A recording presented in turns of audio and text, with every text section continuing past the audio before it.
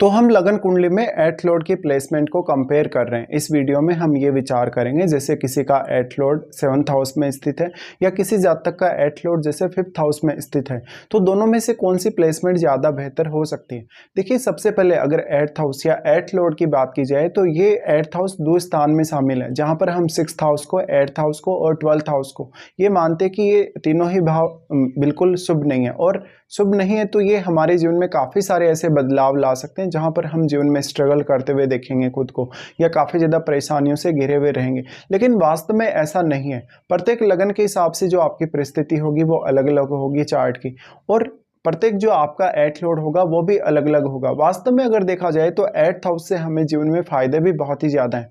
Earth house वास्तव में आपके जीवन में बहुत सडन ट्रांसफॉर्मेशन ला सकता है, या एर्थ लॉर्ड भी वो सब ला सकता है। तो एर्थ हाउस की चाहे बात करें चाहे एर्थ लॉर्ड की बात करें, ऐसी कंडीशन में एर्थ हाउस आपके लिए सारे के सारे जो आपकी लाइफ में हिडन गेन आपको होते हैं, चाहे वो धन को लेकर है, संपत्ति को लेकर है, वो सारे, साथ में आपको कोई भी डीप नॉलेज किसी भी विषय में होता है, कोई भी रिसर्च ओरिएंटेड आप काम करते हैं, अकल्ट से जुड़ा हुआ काम करते हैं, या कोई भी अन्य ऐसा काम जहाँ पर आपको काफ़ी लंबे समय तक रिसर्च करना पड़ता हो, काफ़ी लंबे समय तक एनालिसिस करना पड़ता हो, वो सारा का सारा एर्थ हाउस से संबंधित है।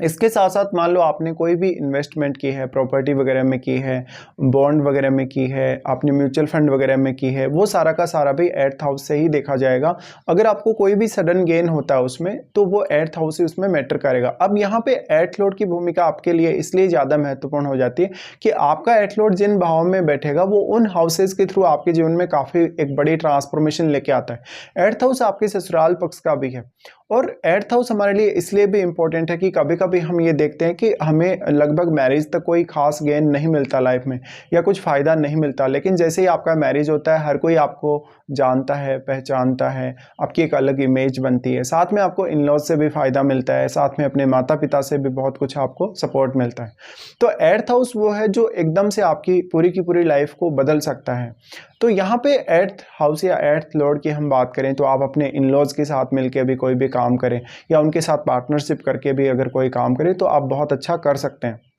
बट ये सब का सब मैरिज के बाद ही पॉसिबल होता है। एर्थ लॉर्ड या एर्थ हाउस जो है आपका ये बताता है कि वास्तव में आपका मैरिज होने के बाद आपका जो मैरिड लाइफ हो वह कैसा चलेगा,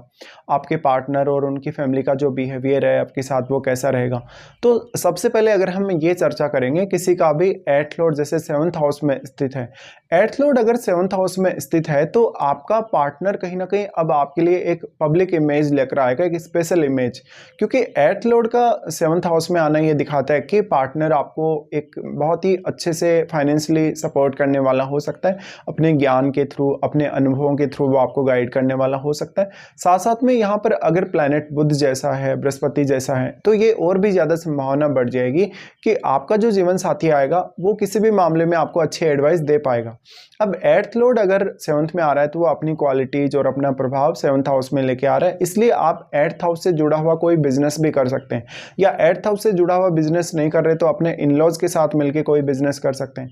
वास्तव में अगर आपका एर्थ लॉर्ड एक शुभ ग्रह होगा तो 7th भाव में बैठने से वो ज़्यादा बेहतर परिणाम लाएगा, भले ही वो अपने से 12वें में बैठा है, चाहे वो अपने शत्रु के घर में भी बैठा हो तब भी, क्योंकि यहाँ पर शुभ ग्रह होगा तो वो अपना काफी शुभ प्रभाव ही डालेगा। ऐसे में वास्तव में 7th लॉर्ड आपका कहाँ बैठा है चार्ट में, क्या 7th लॉर्ड का एर्थ हाउस से कोई संबंध है? अगर 7th लॉर्ड का एर्थ हाउस से संबंध आपके चार्ट में बन जाता है प्लेसमेंट के द्वारा या दृष्टि संबंध के द्वारा, तो ये आपको बहुत ही हिडन ट्रांसफॉर्मेशन देगा लाइफ में। एर्थ लॉर्ड का 7th हाउस में आना एक बहुत ही धनी जीवन साथी तो लाएगा ही आपके जीवन में, लेकिन आपके इन लॉज के माध्यम से उतना ही ज़्यादा आपको सपोर्ट भी दिलाएगा। इसके साथ साथ आपके जो इन लॉज की फैमिली होगी, उनकी जो धन संपत्ति होगी, या उनका जो आपके साथ व्यवहार होगा, आपके पार्टनर का जो धन या संपत्ति होगा, उसकी वजह से लोग आपको जानने या पहचानने लगेंगे, या लोगों के माइंड में आपके लिए एक अलग प्रकार की इमेज बनेगी।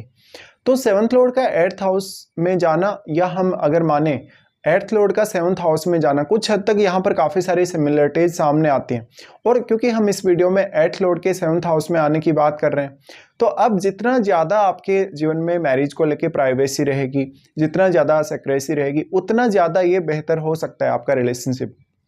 बट इस केस में अगर आपका जो एट लॉर्ड आपका सेवन्थ में आया है, या आपका सेवन्थ लॉर्ड भी अगर राहु केतु जैसे ग्रह से प्रभावित है या इवन शनि से प्रभावित है, तो हो सकता है कि आपका मैरिज काफ़ी अच्छे से हुआ हो और आपको मैरिज से काफ़ी एक्सपेक्टेशन भी हो, इन लॉज से भी आपको काफ़ी एक्सपेक्टेशन हो, बट वो सारी की सारी एक्सपेक्टेशन आपको उस वे में पूरी नहीं हो पा रही कहीं ना कहीं। तो ऐसे में कुछ हद तक यहाँ पर आपको समस्याएं भी सामने आ सकते हैं, या आप पूरी तरह से संतुष्ट ना हो, ऐसा भी हो सकता है। अब जो आपका एट लॉर्ड है वो ये दिखा रहा है यहाँ पर सेवंथ हाउस में आने के साथ साथ आपका जो जीवन साथी है वो एट्थ हाउस से रिलेटेड किसी प्रोफेशन में हो सकता है, या वो एट्थ हाउस से रिलेटेड किसी बिजनेस में हो सकता है, जिसको आप भी उनके साथ मैरिज के बाद मिलकर शुरू करेंगे या उनके साथ शामिल होंगे, पार्टनरशिप वगैरह करेंगे, या किसी भी तरीके से डायरेक्टली इनडायरेक्टली आप उनके बिजनेस में शामिल हो जाएंगे। तो अब आपका ये जो प्लेसमेंट है एट लॉर्ड का सेवंथ हाउस में आना, ये उनकी फैमिली के लिए भी काफ़ी ज़्यादा फायदेमंद हो जाएगा। इसके साथ साथ अब यहाँ प्लैनेट विशेष के हिसाब से अलग अलग डिपेंड करेगा, क्योंकि जो भी प्लैनेट होगा वो अपना उसी तरीके का प्रभाव डालेगा। अगर बहुत एग्रेसिव प्लैनेट है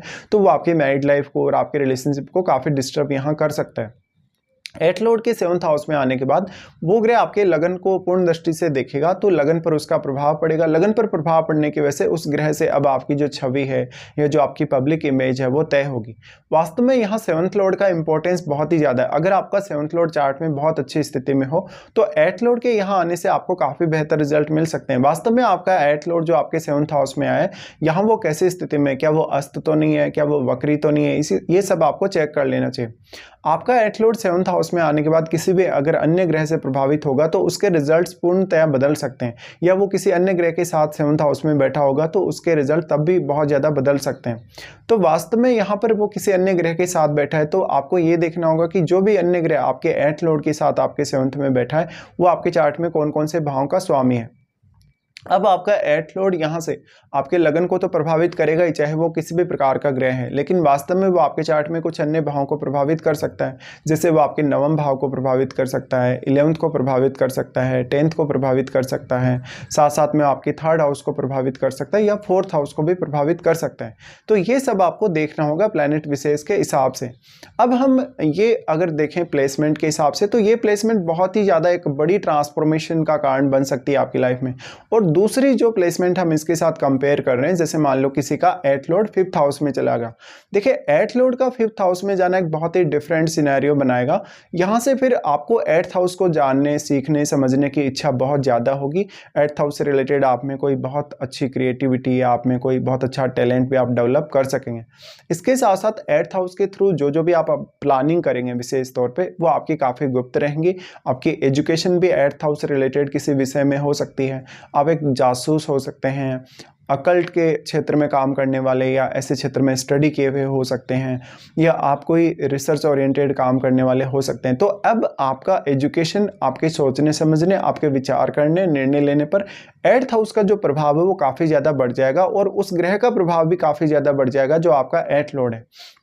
इसलिए अब जो एट लॉर्ड आपके पंचम में आ गया वो आपके दृष्टिकोण को और आपकी मेंटलिटी को पूर्णतः बदलने की क्षमता रखता है। अब इसका जो प्रभाव है वो आपके 11वें भाव पे रहेगा, तो निश्चित तौर पे एट्थ हाउस से गेन होने की संभावना भी उतनी ही ज़्यादा है। लेकिन यहाँ पर एक सबसे बड़ा फायदा जो आपको मिलेगा, एट लॉर्ड फिफ्थ हाउस में आने से आपके लिए क्या सही है, क्या गलत है, कौन सा निर्णय आपको कब लेना है, और आपको मोस्टली गेन पाने के लिए, एक सही डिसीजन लेने के लिए एक बहुत अच्छी प्लेसमेंट ये साबित हो सकती है। बट वास्तव में ये बहुत हद तक डिपेंड करेगा आपके एट लॉर्ड पर कि एट लॉर्ड अगर पंचम में चला गया तो वहाँ वो कैसी स्थिति में, क्या वो वक्री तो नहीं हो गया है, क्या वो अस्त तो नहीं हो गया है, ये सब आपको देखना चाहिए। साथ साथ में यहाँ फिफ्थ लॉर्ड की भूमिका भी आपके लिए बहुत ही ज़्यादा इंपॉर्टेंट हो जाएगी। तो फिफ्थ लॉर्ड के साथ आपके एट लॉर्ड का संबंध कैसा है, या फिर आपका एट लॉर्ड फिफ्थ हाउस में बैठा है तो क्या वो किसी अन्य ग्रह के साथ वहाँ बैठा है, ये सब आपको चेक करना होगा। वास्तव में अगर आपका एट लॉर्ड फिफ्थ हाउस में अपने किसी मित्र ग्रह के साथ बैठेगा या पंचमेश के साथ भी अगर वो मित्रवत होगा, तो ये आपके लिए एट्थ हाउस के थ्रू जीवन में ट्रांसफॉर्मेशन लाने के लिए बहुत अच्छी स्थिति है। और साथ साथ में आपको इनकम के रूप में, धन के रूप में और एजुकेशन के रूप में काफ़ी ज़्यादा गेन भी प्राप्त होंगे। तो ऐसा जो एट लॉर्ड आपके फिफ्थ हाउस में जा रहा है, अब वो आपकी थिंकिंग को काफ़ी ज़्यादा डीप बना सकता है। ऐसा हो सकता है कि आप बहुत ही डीपली किसी भी विषय को एनालाइज करने की क्षमता रखते हों। आप लोगों को भी उसी प्रकार के अनुभव साझा कर सकेंगे जैसा आपने जो कुछ भी अनुभव किया एट्थ हाउस रिलेटेड। अब आपका एट लॉर्ड अगर सूर्य जैसा प्लैनेट है, अगर आपका चंद्रमा जैसा प्लैनेट है, तो वो सिर्फ और सिर्फ एट्थ हाउस का ही लॉर्ड होगा। लेकिन बाकी ग्रहों के केस में जैसे शनि है, बृहस्पति है, शुक्र है, इवन बुध है, उन ग्रहों के केसेस में आपका एट लॉर्ड किसी न किसी अन्य भाव का भी स्वामी होगा ही होगा। तो आपको उस हाउस से भी फिफ्थ हाउस का कनेक्शन जोड़कर देखना होगा, और आपका एट लॉर्ड आपके फिफ्थ हाउस में बैठने के बाद आपके 11वें घर पर अपनी पूर्ण रूप से दृष्टि डालेगा। तो 11वें घर में बैठा हुआ ग्रह भी आपके एट लॉर्ड को प्रभावित करेगा। साथ साथ में यहाँ पर फिफ्थ हाउस में कोई अन्य ग्रह आपके एट लॉर्ड के साथ बैठा है तो वो भी आपके 11वें घर को प्रभावित करेगा। तो मोस्ट ऑफ केसेस में एट लॉर्ड का फिफ्थ हाउस में जाना ये बताता है कि आपकी कुछ बहुत गुप्त इच्छाएं हो सकती हैं रिलेशनशिप को लेके, धन को लेके। आप बहुत ज़्यादा प्राइवेसी रखते हो, बहुत ज़्यादा सेक्रेट चीज़ें रखते हो, आपकी अर्निंग्स बहुत सेक्रेट हो सकती है। साथ ही आप में टैलेंट बहुत ज़्यादा हो सकता है, हिडन टैलेंट भी आप में काफ़ी ज़्यादा हो सकता है जिसका वास्तव में लोगों को नहीं पता, लेकिन आप स्वयं को उस मामले में कहीं ना कहीं ज़्यादा बेहतर तरीके से खुद को जज कर सकते हो। तो इस केस में ज़्यादातर केसेस में जो एट लॉर्ड का फिफ्थ हाउस में जाना है वो ज़्यादा बेहतर हो सकता है एट लॉर्ड के सेवन्थ हाउस में जाने के बजाय। लेकिन कुछ कुछ केसेस में आपका एट लॉर्ड का सेवन्थ हाउस में आना भी उतना ही ज़्यादा बेहतर होगा। बट यहाँ अगर सेवन्थ लॉर्ड की प्लेसमेंट अच्छी हुई या सेवन्थ हाउस में एट लॉर्ड का कोई मित्र ग्रह बैठा हो, तभी आपका एट लॉर्ड सेवन्थ हाउस में आने के बाद और ज़्यादा बेहतर रिजल्ट दे सकता है।